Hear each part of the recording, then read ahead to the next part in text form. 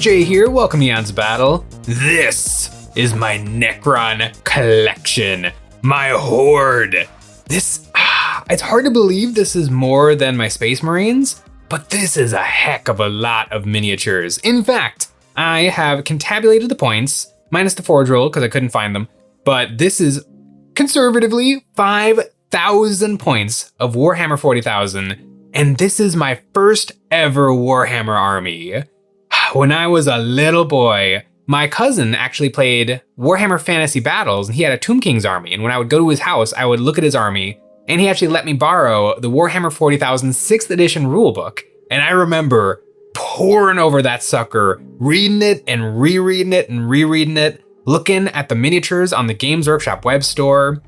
But it never progressed from there until my neighbor mentioned that he had a passing interest in Warhammer 40,000. And at that moment, I was like, yes, we're gonna play 40k. And so we went to the Games Workshop, which was called the Games Workshop at the time. It hadn't been changed to Warhammer. And he got the starter box for Tyranid, and I bought a box of Necron death marks. Now I no longer have those Necron death marks. I remember painting them, trying to follow the box art as closely as possible. I think I even asked the Games Workshop employee what paints were used to do the box art. And I remember like on my mom's kitchen table trying to paint the metal and the black and the neon green, and they looked terrible.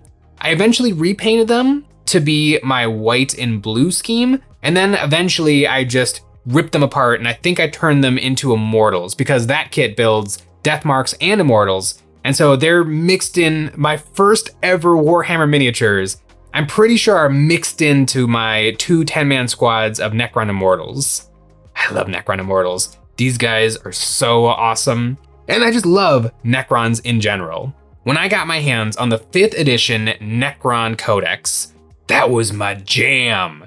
That was incredible. Like all of a sudden, there's another universe that's as deep and rich as Star Wars. I poured over that sucker. It was in my school backpack at all times. I read it on the bus every single day. The story of the war in heaven and the Necrotires like descent into just the destruction of their souls. The fact that the Necrons have endgamed 40k, they have reached immortality, they conquered the galaxy, and they still didn't win. And also, all of the other factions in 40k are kind of like redoing the failure of the Necrons again, but the Necrons, they're the coolest. They're Tomb Kings in space. You will never be able to convince me, but Necrons in 40k are the alien faction and the Tyranid are the robot faction. Like it's actually true. The Necrons have their own culture and the dynasties, and they're weird insectoid machines, and just the weird like nature of them. Where the Tyranid, they are like living machines who manipulate themselves into whatever form they need to take that best suits the battle. The Necrons are god killers. They are just power made manifest. They are the idea of technology so advanced that it's indistinguishable from magic. These guys are incredible. I collected a Necron army in high school and then added to it in college and then added to it more since college. And it's now at 5,000 points. Oh, what a glorious collection it is. The first time I felt like I was done with my Necrons is when I first repainted them. I tried my best to do the silver standard box art scheme for Necrons, but I didn't really enjoy it that much. And so I decided to create my own scheme, and that was white armor with blue energy on snowy bases. I've got a couple of models from those days, and it was fine. It was pretty good, but it turns out white armor on white bases with light blue equipment is not the most exciting. And so I just made one little tweak that totally reinvented my Necron army, and that was changing the bases to orange sulfur and the weapons to also kind of orange. They became the white and the orange Necrons. And that is now as they appear. They are glowing with powerful energy. Absolutely love these guys. One of the claims to fame of this army is my 120 Necron warriors, the maximum that you could ever possibly take in a game of Warhammer 40,000. And the reason that I have so many warriors is because when I was originally collecting this army and I was using my pocket change to put this army together, I didn't want to spend like 30, 40 bucks on one miniature that I'm going to paint in one day. I want a whole box of dudes. And the most dude per dollar I could buy was Necron warriors. And so I bought so many Necron warriors. And they were kind of good in game. Like, it was fun. I remember seeing the pictures in the codex of the Silver Tide moving up as like zombies across the battlefield. And so I always loved the idea of having tons and tons of Necron warriors. And weirdly, for a Necron player, I actually kind of don't care about like the C'tans and the monoliths. C'tans are neat, and almost every time I fight against the Necrons, I'm fighting against the C'tan. They're very powerful, they're horrible monsters, but I like the guys. I really like all of the different Necron duders, and so I wouldn't want to like leave 300 points of them at home in order to bring what's the big C'tan, the Martian guy, the Void Dragon. It's just like the Void Dragon doesn't feel particularly Necron-y, where 3 squads of Necron warriors does feel incredibly Necron-y. This army is everything that I want in a Necron army. Maybe one of these days I'll get my hands on a C'tan or the Silent King. Also, big problem for me in the Silent King. Number one, the model's whatever. It's a beautiful looking model, but it doesn't match what I think of as the Silent King. Reading The War in Heaven and the story of the Cesarek, the Silent King, dooming his entire species, and then as his last act, destroying the controller codes that let him have total control over all his entire civilization. He destroyed that so that he no longer had control over them, and then he left the galaxy. He sent himself into exile for committing the ultimate crime.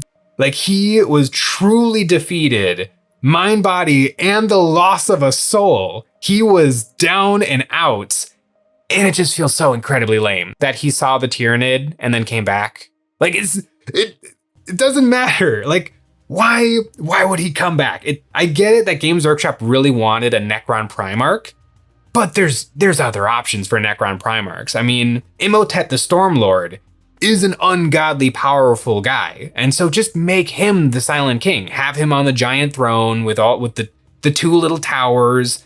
Like, he himself is easily as powerful as the Silent King on the tabletop. They could have just done that, but instead they brought back the Silent King and they made him talk a whole bunch, and it's really lame. One of these days I will get the Silent King, because I actually really do like the Triarch Praetorians. One flavor of Necrons is the Triarch Praetorians. They actually didn't go into the great hibernation of the Necrons. They stayed active in the galaxy, keeping an eye on all of the different goings on. And so there's Triarch Praetorians, there's Triarch Stalkers, and then the Triarch himself, the Silent King. And I do think that would be a really cool army to run.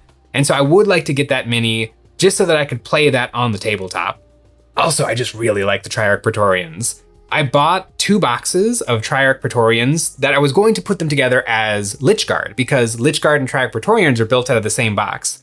But luckily, they sat on the shelf long enough for me to reconsider my error, and I did not put them together as Lichguard, who are quite a bit better than the Triarch Praetorians. Instead, I went with my gut and I built the worst guys, but I really like them. They're also not at all bad. Like, they're just not as good as Lichguard. They don't have as defined a role. They're pretty good at killing like some Space Marines, but they'll fold to anything else. And they're weirdly similar to another favorite unit of mine, and that is the classic Destroyer, nowadays called the Locust Destroyer. I think a 3-man squad of Locust Destroyers is 100 points, and then a 10-man squad of Praetorians is 110 points. For very similar movement, very similar shooting. These guys have a close combat attack that's nothing to sniff at, but otherwise these 2 units are very, very similar. So if I just want to flood the board with decently tough guys with pretty good guns, that is a really good way to do it. And speaking of destroyers, my Locust Destroyers have been with me for a very long time. some of the first models that I got, they used to be sold in singles and they came in the little tiny box. And so I bought 3 and then eventually I got 3 more. So now I have 6 and my very own Locust Lord. I'm very nervous for this guy. The Locust Lord is no longer sold on the Games. Actually, it hasn't been sold on the Games Workshop web store forever. It actually used to be a fine cast or a fail cast upgrade frame. So you had to buy a Locust Destroyer and the upgrade frame and then kit bash them together in order to make this guy. I didn't go that route. I actually just kit bashed this out of a Locust Heavy Destroyer and the body. No, I think it's pretty much all Locust Destroyer. And then I think this is a Lich Guard staff. But I kit bashed and converted this guy together so that I could have a ringleader for my Locust Destroyers. And he's very good. I'd be, if Games Workshop doesn't come out with a new miniature, I think this guy's gonna be gone. But if they do come out with a new miniature, then I'll buy him and then I'll have 2 and I will, Games Workshop, if you bring this guy back from the dead, I will buy 6 more Locust Destroyers and the new Locust Destroyer Lord. I love these guys. I want them in my army. I've been having a ton of fun playing with this guy and a bunch of Locust Destroyers. Like, just make that happen. Don't let him go to Legends. Don't do to the Necrons what you've done to the Drukhari. I lost so many units to the Drukhari Codex in 10th edition, but 11th edition is gonna make it all right. So many Necrons. Another really cool recent addition to this collection is my Necron Acanthrites. The Necron Acanthrites I remember seeing on the Forge World web store, and even thinking back then, those guys look like a pain in the butt to put together, and they absolutely are. These are some of the thinnest, tiniest, most spindly pieces of resin that I've ever worked with. I don't like touching these guys too much, but I do really like them. In my games of 40k, I'm gonna run them as Wraiths, because Acanthrites they're just Space Marines with Meltaguns, where Wraiths are a really, really good combat unit, and they're about the same size and shape and overall vibe. So I think these guys will work really, really well as a second squad of Necron Wraiths, which would put me at 2 6-man squads, which is a lot of Wraiths. These guys are beautiful, a piece of Necron history. Are there any big Forge World things I'm missing? I mean, the Scorpek Heavy Construct, which would be pretty darn cool, and I believe is still sold on the Games Workshop web store. The other thing I've got is these bad boys that are a little dusty. These are Necron Tombstalkers. I've had these guys for so long. I bought them back in the Dizzy. These were the first painting and modeling challenge that was truly a challenge. Every single one of these body segments is a different piece of resin, and you're meant to just glue them together, but that would be a really hard way to do it. They don't fit together very well. And if you wanted to create an actual pose, it would be almost impossible if you're doing them one by one. And so I actually drilled a hole through all of these body segments and threaded them together on a piece of baling wire, a piece of steel wire. And then I was able to make this pose. And then I was able to glue on all of these legs to get the pose just right. These guys were a challenge, but I got them put together. And I remember over the course of time, I broke every single one of these antennas. And so these are actually new antenna that I've made out of plastic card for these guys. And it turned out pretty good. I'm very, very pleased. You would not know that these are not the original Forge World incredibly fragile antenna. These are just the medium fragile antenna that I built myself. In game, these guys are bad. They've got the monster part of their profile, but they don't have a monster's worth of damage. These little guns that they have are literally just the exact same guns that warriors have. They're hilariously bad. This guy has the range damage output of 4 Necron warriors. And in close combat, he's also not very good. There's something to him. He's not very expensive with his Legends data sheets, but there's not a huge reason. The only reason I would take this guy in the list probably is for the meme factor, for the nostalgia factor, and just to get just to see him on the tabletop once again. This army is 5,000 points strong, and honestly, there's still quite a few things missing. Sitting in my pile of shame right now are 2 Ghost Arcs. No, you guys are Ghost Arcs. Night Scythes, the flyer for the Necrons. I bought 2 of those guys back in the day. Flyers have been historically really bad in 40k, so I haven't had a fire lit under me to get them constructed. Maybe for 11th edition, flyers will be a little bit better, and so I'll have some reason to put them together, but for right now, I'm pretty happy with this. The only thing that is missing that is on the front of my bucket list is Necrosaur Amintar. I've got a lot of Destroyer miniatures. I've run Destroyer armies before, but there didn't used to be a Destroyer character, and now there is Necrosaur Amintar. I fought against him a couple of times. I've killed him once with my Black Templars. And he is a big monstrosity, and he would look so good alongside the rest of my Destroyer cult. The Destroyers are one of the coolest things in the Necrons. In Necrons, you've got your classic Necrons. You've got all of your Necrotire who have been transferred into immortal living metal bodies. Then you have the Necron constructs, which are the Canoptic Wraiths, the Canoptic Scarabs, all of their AI machines that help them out in combat. Then you have the Necrons who have fallen to madness, and that is the Destroyers and the Flayed Ones. These are Necrons who, since they no longer have a soul, they don't want anybody to have a soul, and they don't want anything else to be alive because they're not truly alive. And so not only do they love warfare and fighting and killing, but like once a battle is over, Necron Locust Destroyers will just float along the battlefield, just shooting like the grass and plants and trees. They don't want anything alive in the galaxy. And I love the different flavors and factions of the Necrons. I think Black Templar is my true love, my favorite army in 40k, but everything about the Necrons I really, really like.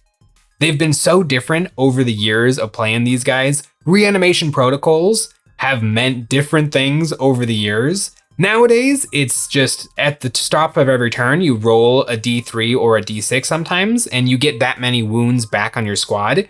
And these wounds can spill over. So if you have one dead guy and like one guy injured, and you roll high enough, you can heal up the injured guy and then resurrect the dead guy, which makes Necrons really, really powerful and really unique to play on the tabletop. There's definitely ways to cheese this ability and make it absolutely absurd how hard your guys are to kill. But in general, I do really like it as an army rule. Necrons are a bunch of implacable metal bodies. They're really powerful. They have a very different playstyle to something like my Space Marines or my Kroot Tau. Like these guys are really, really different, and I really enjoy playing them. I like these guys almost as much as I enjoy all the amazing hobby products available from EonsOfBattle.com. Over there, we're all restocking our excellent hobby goodies: Gamer Grass Tufts, Great Head Studio Bits for your Space Marines, Army Painter paints, brushes, basing cork, ultra thin and ultra thick super glue, and we've got terrain. It's the best way to support us doing what we do by getting a membership. Each month, members get a credit good for any one terrain pack we've ever made or the brand new one. This July, we have created the Bocage Battlefield Terrain, a series of pieces perfect for putting together a historic landscape for games like Conflict 47, Bolt Action, or any war zone with a labyrinth of overgrown hedgerows. These pieces will funnel your infantry into tight firefights while hiding the mysterious shack. Maybe it's just a utility building, or maybe it's an improvised encampment, hiding some flesh-eating zombies kept on ice for the right moment to unleash a devastating outbreak. This set was designed by us and is available at EonsOfBattle.com. This army has been an absolute labor of love. It has come with me on many different moves and many different places. It's played in Apocalypse games. It's played in a bunch of Apocalypse games. One of my favorite was Thanksgiving from maybe like 2017. I was bringing all of the Necron warriors, and I remember somebody else though luckily had a monolith, and the monolith at the time was able to suck Necron units off the battlefield and then put them down somewhere else. And since we were playing Apocalypse, they let me just have one massive squad of like 50 Necron warriors. And so I was marching towards one side of the battlefield. It was the Necrons in the middle, and then 2 different collections of Imperial Guard armies on either side. And so right when my Necron warriors were about to make contact with like the left-hand flank, we made the move of sucking them from my side of the board and then depositing them on the other side of the board, directly in front of a Warhound Titan, which I'm pretty sure immediately killed all of the Necron warriors. But it was a really, really fun moment. The Necron players, we lost so hard that day, but it was worth it. It was a really, really fun game. And that's just kind of how the Necrons are. They're my first army, so they'll always have that nostalgia. They've always been pretty good. Like my Space Marines, I was also much worse at painting, and then there was the great Primarisification. And so I've kind of been rebuilding my Space Marine army forever, where the Necrons, like all of these models, are still in the game. Has anything for Necrons been squatted? I guess Oricon the Diviner, Oricon the Diviner, he's still in the game, I think. I think he is still a fine cast miniature. I just use him as a regular Necron Overlord, but he desperately needs a new miniature. Other than that, except for maybe the Forge World stuff, I think everything for Necrons has stayed around. Necrons have been a little bit like the Orcs. Orcs have lost some things, mostly Forge World, but I feel like Necrons are just such a strong, solid faction that was kind of invented by Games Workshop for the world of Warhammer 40,000. They're kind of Tomb Kings in space, but they pretty quickly diverted from Tomb Kings in space to their own thing. And so they've always just kind of existed as a strong faction in Warhammer 40,000. And it is one of my all-time favorites. If you're a Necron player, let me know in the comments below, what is your favorite unit? I remember the old 5th edition Necron Codex. It had a little blurb about every single unit available for the Necrons, and I read and I reread those. Every black and white drawing of the different Necron units is burned into my brain. When I think about the Locust Heavy Destroyer, or the Locust Lord, I think about the picture of the Locust Lord swinging his scythe through the shield of a Terminator that was drawn really weirdly, I remember. The proportions of that scene were not very good, but the energy of it was amazing. Let me know in the comments below what your favorite Necron unit is. For me, man, I like them all so much. I think it might have to be the Humble Warrior. There's a reason I own 120 of them. I love this army, and it's only gonna continue to grow. Thanks for watching.